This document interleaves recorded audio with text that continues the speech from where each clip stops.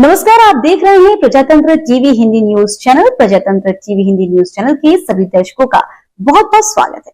मैं हूं आपके साथ अंकिता। आइए शुरुआत करते हैं आज की कुछ खास खबरों से। समाजवादी पार्टी के प्रमुख अखिलेश यादव का बयान, जाति जनगणना सबका साथ सबका विकास के साथ सामाजिक न्याय का रास्ता है। समाजवादी पार्टी के प्रमुख अखिलेश यादव ने जाति जनगणना को लेकर बयान दिया है। कहा कि जाति जनगणना सामाजिक न्याय का रास्ता है। जाति जनगणना सबका साथ सबका विकास का रास्ता है। जाति जनगणना समाज को जोड़ेगी, बांटेगी नहीं। समाज को तोड़ने वाले अगर ये कहते हैं कि जाति जनगणना से समाज में दूरियां पैदा होंगी तो ये वही कहावत है कि उल्टा चोर कोतवाल को डांटे।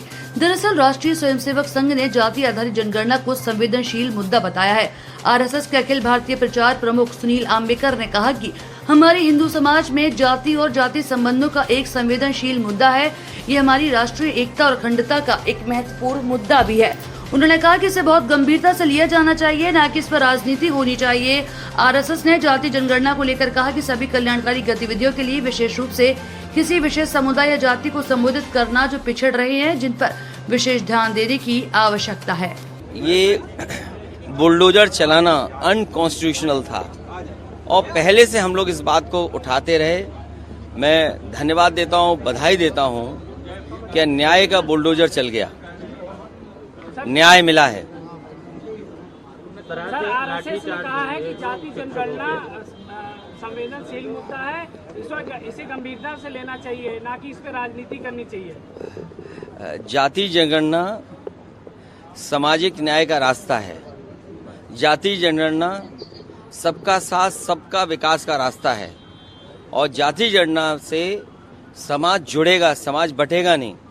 और जो लोग बांटते रहे हैं, जो समाज को तोड़ते रहे हैं, वो लोग अगर कहें कि जाति जनगणना से समाज में दूरियां होंगी, ये तो वही कहावत हुई, उल्टा चोर कोतवाल को डांटे।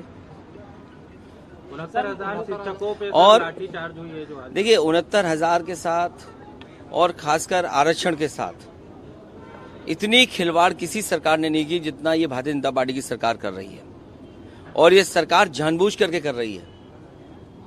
69,000 बच्चों का पहले तो हक मारना, और जब न्यायालय के माध्यम से उनको हक मिलने का रास्ता मिल जाए, उसमें भी रोड़ा अटका रहे हैं।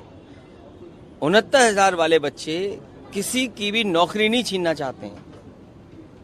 ये अगर नौकरी मिली और नौकरी छीनी गई, ये सरकार ने किया है, सरकार के लोगों ने षड्यंत्र किया है।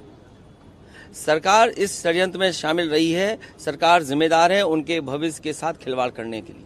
सर, मुख्यमंत्री योगी आदित्यनाथ कह रहे हैं कि कोई भी साधु, कोई संत, योगी जो है सत्ता का गुलाम नहीं है। वैसे आप खुश तब रहोगे जब उनकी कोई बात सीरियस मत लो। आप उनकी बात सीरियस क्यों लेते हो? देखिए, संत, योगी या साधु अगर ये बात जो कह रहे हैं तो वो खुद ही कुर्सी से चिपके हुए हैं। वो रास्ता खोले किसी और के लिए। सर, बहराइच में लगातार आदमखोर भेड़ियों का जो है आतंक देखा जा रहा है। सर, कई लोगों की मौत हो चुकी है।